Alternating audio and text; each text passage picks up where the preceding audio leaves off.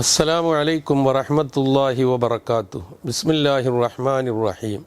അൽഹംദുലില്ലാഹി വഹദ വസ്സലാത്തു വസ്സലാമു അലാ മല്ലാ നബിയ്യ ബഅദ. അമ്മാ ബഅദ്. ബഹുമാന്യരായ സഹോദരി സഹോദരന്മാരെ, പരിശുദ്ധ റമളാനിലാണല്ലോ നാം. അതിൻ്റെ ചില കാര്യങ്ങളാണ് ഈ സുഹൂറിൻ്റെ സമയത്ത് നാം മനസ്സിലാക്കിക്കൊണ്ടിരിക്കുന്നത്.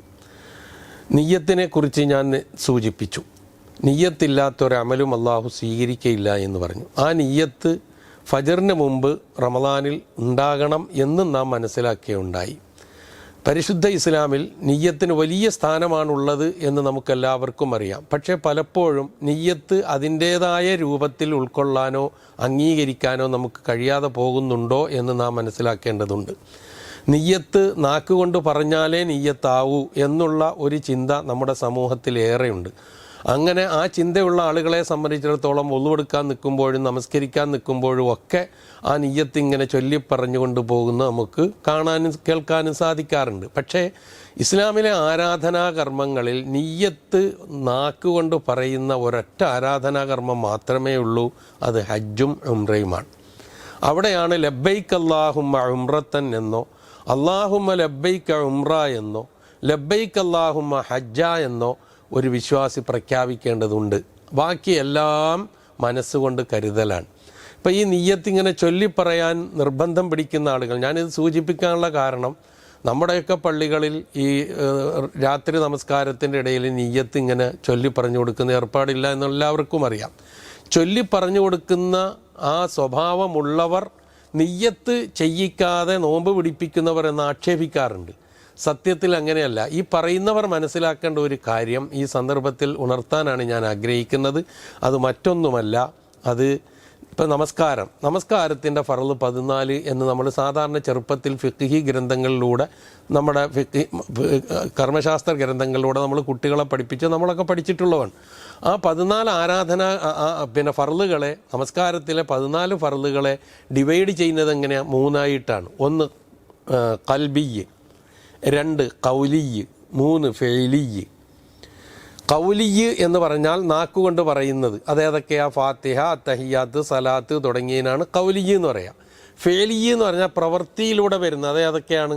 നിക്കൽ, റുക്കൂഅ് ചെയ്യൽ, എഴുത്തിദാല് ചെയ്യൽ, അതുപോലെ തന്നെ 2 സുജൂദിൻ്റെ ഇടയിൽ ഇരുത്തം, അത്തഹിയാത്തിൽ ഇരിക്കൽ, ഈ തുടങ്ങിയിട്ടുള്ള കാര്യങ്ങളൊക്കെ അമലിയാണ്, ഫെയിലിയാണ്.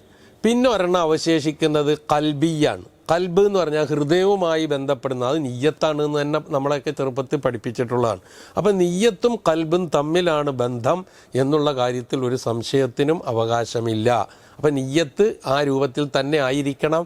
ആ നിയ്യത്ത് നമ്മൾ മനസ്സിലാക്കുന്നതോടൊപ്പം തന്നെ 2 കാര്യങ്ങൾ നാം മനസ്സിലാക്കേണ്ടതുണ്ട്. ഒന്ന്, അത്താഴം കഴിക്കാതെ, അഖിലത്തു സുഹൂർ, അത്താഴം കഴിക്കുക എന്നുള്ളത് നോമ്പിൻ്റെ ഒരു വലിയ മര്യാദയാണ്, റസൂലിൻ്റെ ചര്യയാണ്.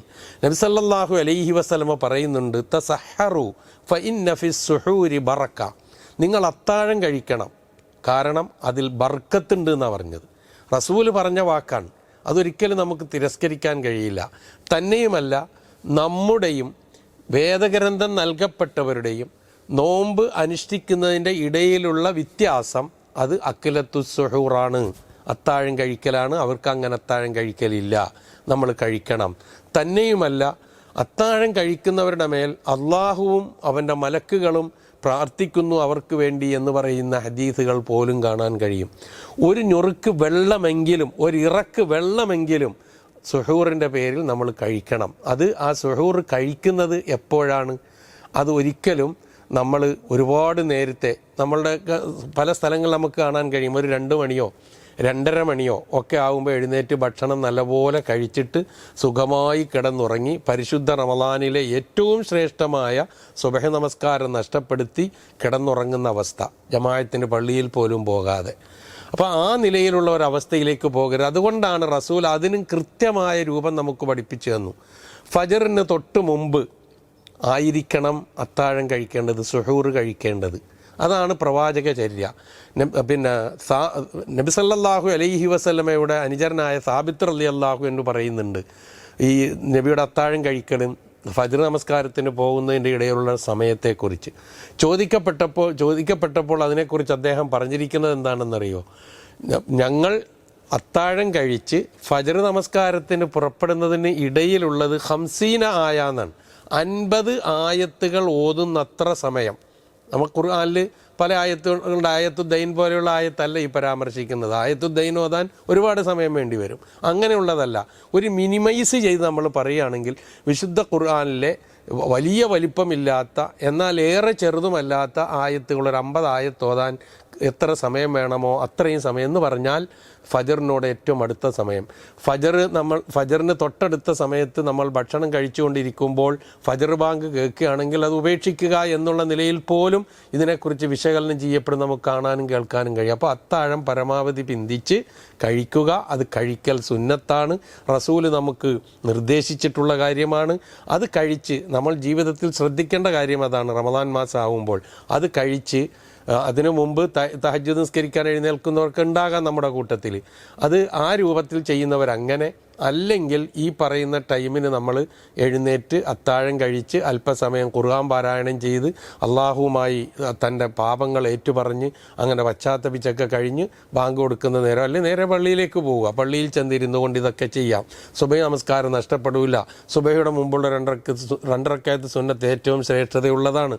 നമുക്കെല്ലാവർക്കും അറിയാം. റസൂൽ ഒരിക്കലും ഒഴിവാക്കാത്ത നമസ്കാരത്തിൻ്റെ മുമ്പും പിമ്പുമുള്ള നവാഫിലുകളിൽ സുന്നത്ത് നമസ്കാരങ്ങൾ ഏറ്റവും ശ്രേഷ്ഠ നൽകിയത് സുബഹിക്ക് മുമ്പുള്ള 2 റക്അത്ത് നമസ്കാരമാണ്. റസൂൽ സല്ലല്ലാഹു അലൈഹി വസല്ലമ ഏതെങ്കിലും കാരണവശാൽ അത് മുമ്പ് നടത്താൻ കഴിഞ്ഞിട്ടില്ല എങ്കിൽ നമസ്കാരത്തിന് ശേഷം നിർവഹിക്കുന്നതായിട്ട് പോലും നമുക്ക് വായിക്കാൻ കഴിയും. കുതിരപ്പട ഓടിച്ചിട്ടാലും ശരി നിങ്ങൾ സുബഹിയുടെ മുമ്പുള്ള 2 റക്അത്ത് ഒഴിവാക്കരുതെന്ന് പോലും പറയുന്ന ഹദീസുകൾ നമ്മൾ വായിക്കുന്നവരാണ്. അത്തരത്തിൽ ആ ശ്രേഷ്ഠമായ സുബഹിയുടെ സുന്നത്തൊന്നും ഒഴിവാക്കാതെ കൃത്യമായി പള്ളിയിലെത്തി ആ ജമാഅത്തിൽ പങ്കെടുത്ത് പിന്നെ നമുക്ക് വേണമെങ്കിൽ നമ്മളുടെ മഈശത്തിലേക്ക് തിരിക്കുന്നതിന് മുമ്പ് അല്പസമയമൊക്കെ നമുക്ക് വിശ്രമിക്കാമല്ലോ, വേറെ ഡ്യൂട്ടിയൊന്നും വരുന്നില്ലല്ലോ. അപ്പോൾ ആ നിലയിൽ ചെയ്യുന്ന ഒരവസ്ഥയിലേക്ക് നമ്മൾ എത്തണം. സുഹൂർ വൈകിക്കുക, അത്താഴം വൈകിക്കുക, ഫജറിൻ്റെ ഏതാണ്ട് തൊട്ട് മുമ്പാക്കുക. എന്നിട്ട് സുബഹി നമസ്കാരം നഷ്ടപ്പെടുത്താത്ത നിലയിൽ അത് ദിവസവും നിലനിർത്തിക്കൊണ്ടു പോകാനുള്ള ഒരു ശ്രമം നമ്മൾ നടത്തുക. അത് റസൂലിൻ്റെ ചര്യയാണ്. ആ ചര്യ ഉൾപ്പെടെ ചെറുതും വലുതുമായ പുണ്യാർഹമായ സർവ്വകാര്യങ്ങളും ആ പ്രവാചകൻ്റെ സുന്നത്തിനെ അനുധാവനം ചെയ്തുകൊണ്ട് പിൻപറ്റിക്കൊണ്ട് അത് ഈ റമദാനിൽ നേടിയെടുക്കാനുള്ള ശ്രമമാണ് നമ്മിൽ നിന്നുണ്ടാകേണ്ടത്. നാഥനായ അള്ളാഹു അതിനുള്ള തൗഫീഖ് നമുക്കേവർക്കും പ്രദാനം ചെയ്ത് തരുമാറാകട്ടെ. വസ്സലാമു അലൈക്കും വറഹ്മത്തുള്ളാഹി വബറകാതുഹു.